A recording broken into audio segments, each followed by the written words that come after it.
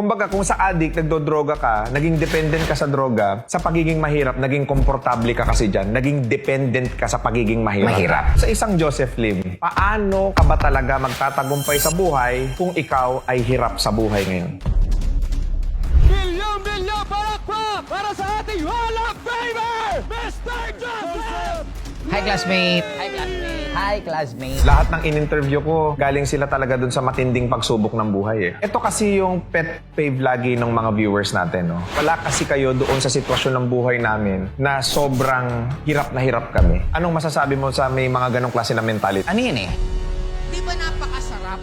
Yung ginawa mo, takot na takot ka, pero hinarap mo. A problem is still a problem. In short, mahirap ka, may problema yan. May kaya ka, may problema din yan. The moment we want to change, automatic, you need to be ready sa changes na mangyayari sa buong palibot mo. Why is that most of the people takot sa change? Masakit eh. Tapos, hindi ka comfortable. Good morning, good afternoon, and good evening mga boss. So, nandito na naman tayo sa pinakabagong episode ng RDR Collab. At syempre, kung gusto nyo makakolaborate si Boss RDR, i-message nyo lang kami. Pero syempre ngayon, espesyal ang makakasama natin. Dahil ang kasama ko ngayon, ang isa sa mga mentor ko na tumulong din sa akin noong nag-uumpisa pa lang din ako sa pagninegosyo. At ngayon, kakausapin natin siya tungkol sa kung paano ba tayo magtatagumpay sa ating buhay, ang ating classmate, Boss Joseph Lim. Welcome, Boss! Salamat sa pag-iimbita mo pa rin sa akin at nagtagpo pa rin tayo. Oo, alam nyo, napaka-busy at napakahirap kunin ng schedule nito. Pero thank you so much at napaunlakan mo ko because I know that our video na posted last year, it garnered more than 11 million views sa channel ko. Why do you think na masyado silang connected doon sa naging video natin, boss? Sa nakikita ko, ready na rin kasi talagang Filipino ng panibagong Pilipino. Nagkataon lang siguro na parang wala lang silang nakikitang pwedeng mag-push o yung iba na gusto sanang gawin kaya lang takot. If you can still remember nung una mo akong na-invite, sabi ko, ituloy mo yan kasi passion mo talaga yung ginagawa mo. Napag-iisa mo yung mga iba't ibang influencer na about sa topic natin. Sobrang ganda. Kaya sa akin sa nakikita ko, isa tayo sa nagdadagdag ng lakas ng loob sa mga kapwa nating Pilipino na kaya naman nilang gawin yung mga ginagawa ng mga negosyante. So nabanggit mo yung ready na ang mga Pilipino because nandun din sa video natin na yun, natatandaan mo, boss, na matagal kasing itinago yung mga information kung paano ka magtatagumpay sa buhay eh. Now, because of social media, dito sa ginagawa natin, ine-expose natin kung ano ba talaga yung mga sikreto, kung paano ka talaga magtatagumpay sa buhay. Pero sa isang Joseph Lim, paano ka ba talaga magtatagumpay sa buhay kung ikaw ay hirap sa buhay ngayon? Unang-una, huwag mong isipin na mahirap buhay mo. Ang buhay naman kailangan ng negative para magkaroon ka ng positive. By nature, ang isang bagay na pinagdadaanan natin, pag ninamnam mo ng todo, makakaisip ka ng solusyon kasi lahat ng taong successful, I'm sure lahat ng na-interview mo, meron silang point sa buhay nila, nasagad sila. At dahil dun sa nasagad sila, dun sila nangako sa sarili nila na gusto na nila pagbabago. Alam mo, ang galing nung sinabi mo na yun, ha? Na that success is actually made from a problem. Totoo yun. Lahat ng in-interview ko, galing sila talaga dun sa matinding pagsubok ng buhay eh. Ito kasi yung pet peeve lagi ng mga viewers natin, no? Wala kasi kayo doon sa sitwasyon ng buhay namin na sobrang hirap na hirap kami. Anong masasabi mo sa may mga ganong klase na mentality? Ano yun eh? Wala naman mas mataas pa sa happiness. Ang isang batang binigyan mo ng candy, ang isang adult na binigyan mo ng kotse, pareho naman yung happiness na mararamdaman nila. The same thing din naman dun sa paghihirap at yung mayaman na nalugi ng milyon, yung mahirap na nalugi ng libo, pareho din man yung stress na pinagdadaanan nila. Kasi kung batayan lang natin ang pera para masabi ang isang tao maganda ang buhay, parang may nabasa kong isang may kaya siya, pag nag-open siya ng problema, ang sagot sa kanya ng mga ibang kasama niya, okay lang yan, mayaman ka naman, pero hindi nila alam, malala din pinagdadaanan nun. It doesn't matter about how much you earn eh. A problem is still a problem. In short, mahirap ka, may problema yan. May kaya ka, may problema din yan. It's how you react. Sabi nga nila, hindi naman importante kung ano ang problema mo. Ang importante, paano ka nagre-react sa problemang yon. Pwede mo ba siyang gamitin as fuel para magbago buhay mo? Or pwede mo siyang gawin na reason para mag-stay ka kung nasaan ka ngayon? Yung buhay natin by choice, not by chance. 100%.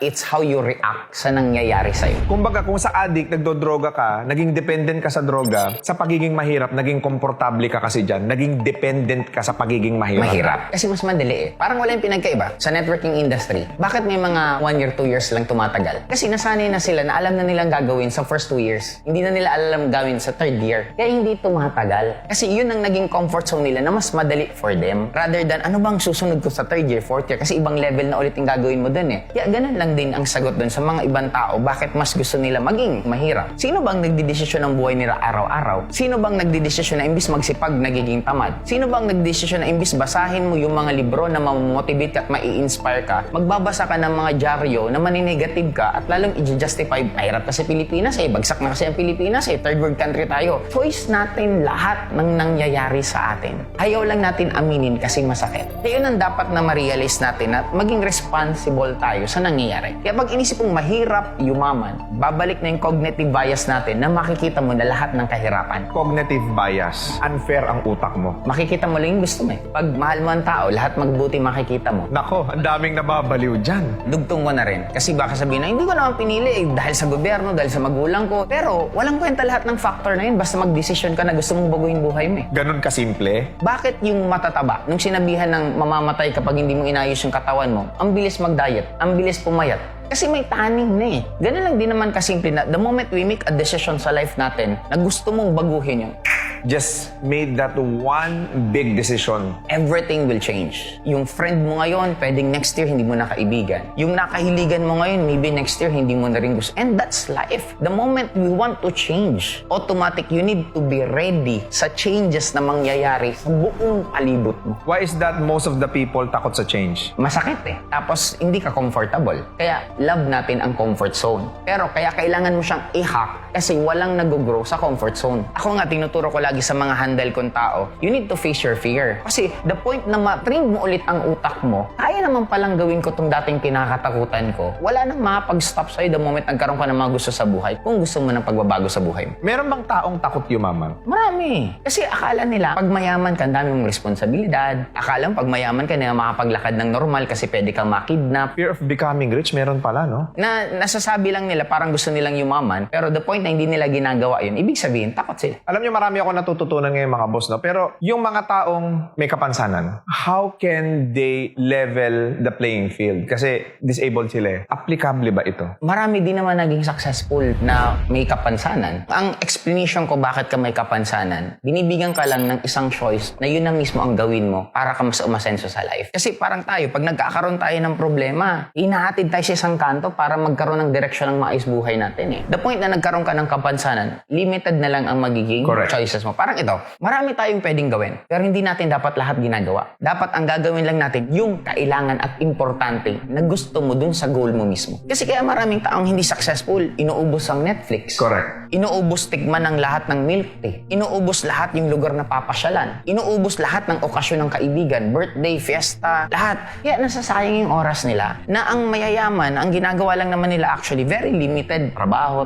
Duktungan ko lang din yung sagot mo, Boss Jaylin, no? About doon sa mga may kapansanan. Kung ano yung resources na meron kayo ngayon, just utilize and maximize it, di ba? Kasi iyan na yung given ng buhay sa inyo eh. Kasi lahat naman tayo, may kanya-kanya din naman tayong weakness eh. At may kapansanan din. Oo, at may kanya-kanya din tayong strength. Hindi natin masasabing pantay ng sobra ang mundo. Pero masasabi ko siyang naging pantay siya kasi may strength at weakness tayo. Correct. May support system tayo na wala sa isa pero meron sa isa. Pero ang nakikita ko, balance lang ang mundo palagi. Parang friendship sa magkakaibigan. May comedy, may medyo tatanga-tanga, may matalino, may bossy, may financer. Laging kumpleto lagi sa magkakaibigan na ganun. Kaya doon ko rin na-realize na pati sa tao, ganun din. It's just, sabi mo nga, paano mo lang i-maximize kung ano ang meron sa'yo. Just like kay Nick Vujicic, isa sa pinaka-famous na motivational and inspirational speaker sa buong mundo. Wala siyang paa, wala siyang kamay, pero naging successful siya sa life. Ang pinaka-worst nga na nakita ko dyan si Stephen Hawking eh. Kasi mind na lang ang meron siya. Huwag na kayong magdahilan. Kung pipili pipiliin mong umasenso ka, kung pipiliin mong magtagumpay ka sa buhay, ganun lang kasimple. Pipiliin mo lang. Maraming reasoning eh. Kasi ganito.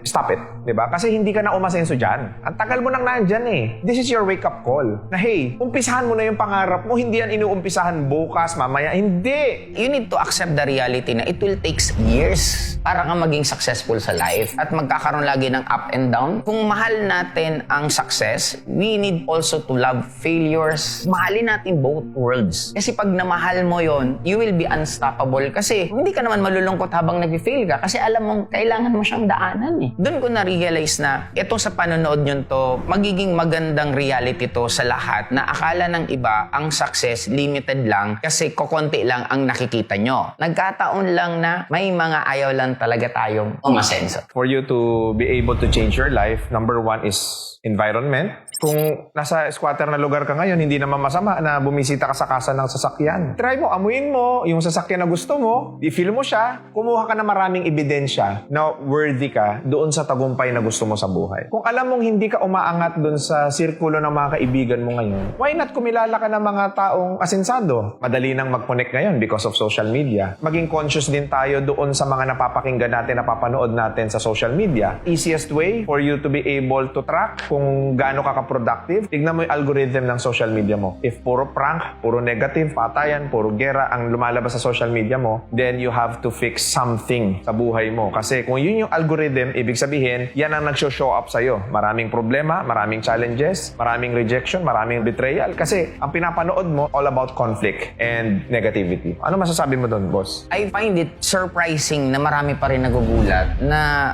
mahirap daw yumaman, na ayaw nilang matanggap na madali lang naman talagang yumaman. Natanggap nga natin ang Facebook, ang YouTube. Bakit hindi natin matanggap na madaling yumaman? Ang dami ng yumaman nung unang panahon pa. Sa Biblia pa lang may mga yumaman na. Ibig sabihin, yung knowledge ng pagyaman nag-i-exist na noon pa. Alam ko maraming magre-react dito. Mas malapit daw na mapupunta sa langit yung mga taong mahihirap. Yung sitwasyon kasi noon sa ngayon magkaiba. Ang meaning niya noon kasi, hindi ka pwedeng pumunta ng langit kung ang mundo mo ng iba, wala ka ng ibang ginagawa, iniisip kundi puro na lang pagyaman. Saka ka mahirapan. Pero kung mayaman ka na, balanse ka, marunong ka pa rin naman mag-serve, may oras ka pa rin naman sa pamilya mo, may oras ka pa rin sa sarili mo, okay pa rin eh. Nakokontrol yung quote na yun kasi depende kung sino nagsasabi. And the sad part of that, yung nagsasabing ganun, sila pa nang hihingi ng pera. Para sa akin, napakadali intindihin kung hindi maganda ang pera. Bakit? Binyag, bayad. Libing, bayad. Kasal, bayad. Lahat na lang ng galaw din naman may bayad eh. Paano masasabing hindi importante ang pera kung yun mismo na nagsasabi ng hindi importante ang pera, sa kanila mismo alam nila na importante ang pera? May tanong ako sa'yo, Boss J. Lim, no? Nabanggit mo kasi kanina that fair ang mundo. If that's the case, paano nila ipapabor ang mundo sa kanila? Dahil sa panonood ko ng video na to, ito yung mga gagawin ko para maging pabor sa akin ng mundo, yayaman ako't aasenso ko. Kung makikita nila yung lahat ng mali, palitan nila ng learnings. Ang ganda nun. Ganon lang naman kadali para sa akin. Kasi ako, until now, I have failures. Kasi kaya ka lang nasasaktan kasi iniisip mo mali. Wala kang makikita ang taong successful nang hindi nagkamali. As a matter of fact, baka yung mas matagumpay na tinitingala ninyo, baka mas miserable pa buhay sa inyo. Yung mga taong marereklamo, isa lang sure ko dyan. Konti lang ginagawa niyan sa buhay. Naniniwala ka ba, boss, na directly proportion sa kanila kung ano yung laging sinasabi nila? Halimbawa, ikaw mapang-asar ka, mapang-buwisit ka ng kapwa, ikaw yon. Of course, para matakpan mo yung insecurities na yon, kaya mo siya ginagawa. Kasi may mga childhood trauma tayo nung bata na pag hindi siya na-heal, hanggang paglaki natin, nabibit-bit natin. And kailangan tayo magkaroon ng closure sa childhood natin para ka makadire-diretso. Kasi even ako, nabanggit ko lang to once nung nagkaroon ako ng training and babanggitin ko to para sa'yo. Meron din akong childhood trauma. Naging overachiever ako kasi gusto ko ng pansin ng parents ko. Parehas tayo. And hindi na yung naranasan kasi yung mom ko wala na. Yung sa dad ko, until now, gusto ko lang marinig na ang galing mo eh. Pero hindi ko siya marinig. Kasi mas nakatuon minsan ng pansin dun sa ibang kapatid ko na parang point niya, okay ka naman eh. Kumikita ka naman na maayos, sikat ka naman.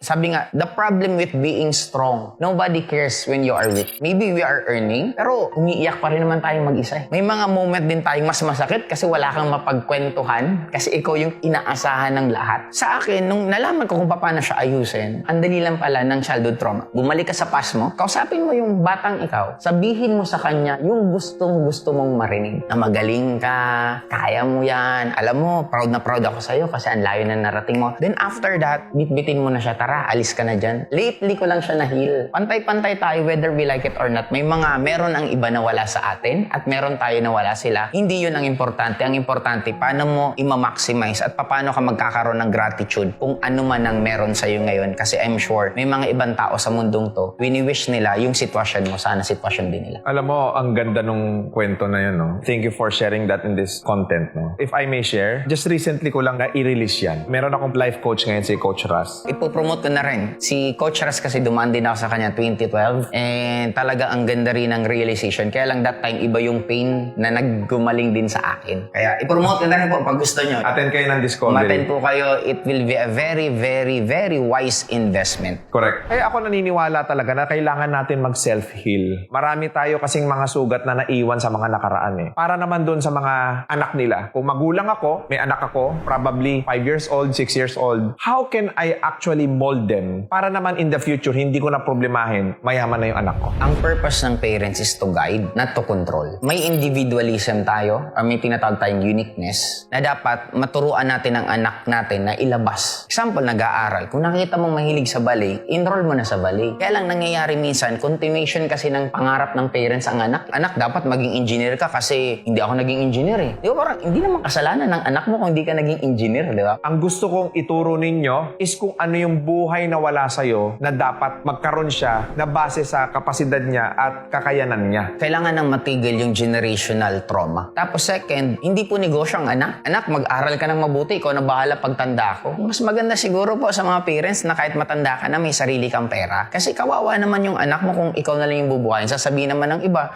utang na loob mo yun sa parents mo, so on and so forth. Oo nga, nandun na tayo bilang Pilipino na mahilig tayo sa mga utang na loob. Pero bakit hindi tayo mangarap ng mas maganda kesa sa umaasa lang ang magulang sa anak? Kung pwede naman yung magulang kahit hanggang pagtanda, kumikita pa rin ng pera. Pagkasama kita, busog na busog talaga yung pag-uusap natin, no? Punong-puno ka ng wisdom and knowledge, no? Pero siyempre, before tayo mag-end dito sa ating interview, ano ang gusto mong iwan sa maraming tao o milyong taong makakapanood nito na dumaranas sila ng napakatinding pagsubok, napakasakit na mga karanasan ng buhay, na minsan ang iniisip na lang nilang sagot sa buhay is itilin ang sarili nilang buhay. Sa milyon-milyon na makakapanood nito, na merong isang RDR at meron isang JLIM na nung narinig nyo yung talk namin, yun ang nagpa-decide para lumakas ulit ang loob mo. At yun ang nagpa-decide para magsabi ka na isa pang try, ilalaban ko ulit yung gusto ko. And in the future, isa kami sa papasalamatan nyo na dahil nanood kayo ng podcast na to, ito yung naging susi at naging dahilan para kung nasaan ka man ngayon. Napakagandang message. And Boss Jaylin, can you just promote your pages, your channel, and ano yung ginagawa mo ngayon? Pinaka-hobby ko right now is ito, the same thing sa SOCMED din. Kasi tama ka nga yung sinabi mo sa akin kanina na mas marami kaming natutulungan right now. And kahit papaano medyo okay na rin naman ako, nakakain ng maayos, nakakapunta sa mga lugar na gusto kong puntahan. Hindi ho totoo yan, mayaman ho ito.